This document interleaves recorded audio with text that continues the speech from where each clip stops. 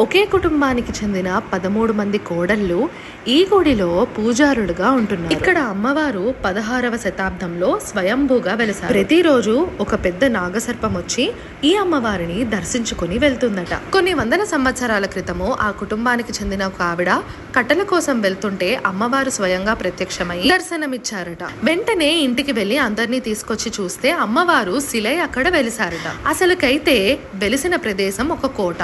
కులీ కుతుబ్ షా తన పాలనకి గుర్తుగా హైదరాబాద్ లో మరొక కోట ఉండాలని 2 అంతస్తుల కోటను నిర్మించారట.